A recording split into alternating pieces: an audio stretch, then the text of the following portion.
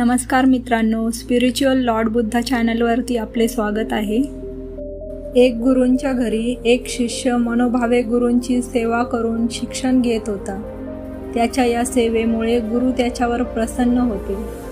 शिक्षण पूर्ण झाल्यावर विद्यार्थी घरी जाण्यासाठी निघाला, तेव्हा गुरूंकडे त्याने जाण्याची आज्ञा मागितली।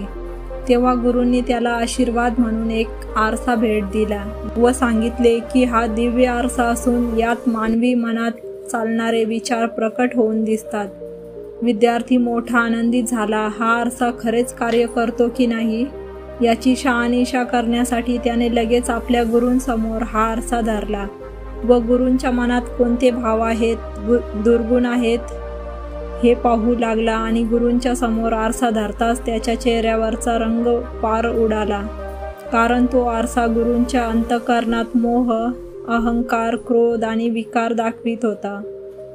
त्याला याचे फार दुःख झाले की आपण ज्या गुरूची मनोभावे पूजा केली, ज्यांना पूर्ण ईश्वराचा दर्जा दिला, त्यांच्या मनात ही विकार आहेत, ते सुद्धा मानवी विकारापासून अजून सुटलेले नाहीत याचे त्याला वैषम्य वाटले। तो गुरूंना काहीच न बोलता आरसा घेऊन गुरुकुलातून निघाला। रस्त्यात भेटणाऱ्या प्रत्येकाच्या मनातील भाव पाहणे हे त्याचे कामच झाले होते। गावी परत जाताच त्याने आपल्या प्रत्येक परिचिताबरोबर हा प्रयोग करून पाहिला। त्याला प्रत्येकाच्या हृदयात कोणता न कोणता दुर्गुण दिसून आला। शेवटी त्याने आपल्या जन्मदाते आई वडिलांच्या समोरही हा आरसा ठेवला। ते दोघेही पण यातून सुटले नाहीत। त्यांच्या हृदयात पण त्याला काही ना काही दुर्गुण दिसले। शेवटी या गोष्टीचा त्याला मनोमन राग आला व तो गुरुकुलातील गुरूंकडे धावला। गुरुपाशी जाऊन मोठ्या विनम्रपणे तो म्हणाला, गुरुदेव, मी आपण दिलेल्या या आरशातून प्रत्येकाच्या मनात, हृदयात, अंतःकरणात डोकावून पाहिले आणि मला असे जाणवले की प्रत्येकाच्याच मनात काही ना काही विकार आहेत, काही ना काही दोष आहेत। प्रत्येकाच्या मनात कमी तर कुणाच्या मनात जास्त असे विकार, दोष भरून राहिले आहेत। हे पाहून मी फार दुःखी झालो आहे। कृपया मला मार्गदर्शन करा।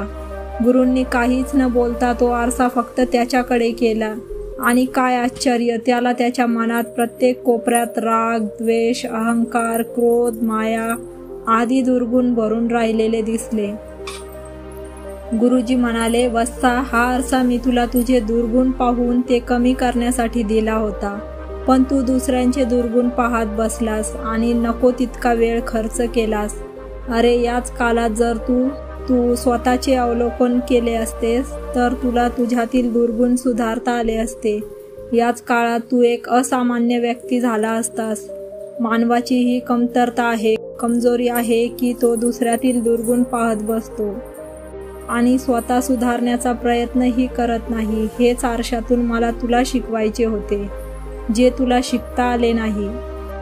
तात्पर्य, आपण नेहमीच दुसऱ्या व्यक्तीचे दुर्गुण बघतो, यावर टीका करतो, पण आपल्यातील दुर्गुणांवर आपले कधीच लक्ष जात नाही। कधीतरी आपण आपले आत्मनिरीक्षण केले पाहिजे, जेणेकरून आपल्यातही आपले दुर्गुण सापडतील। तर मित्रांनो, कथा आवडल्यास चॅनलला लाईक, शेअर अँड सबस्क्राईब करायला विसरू नका।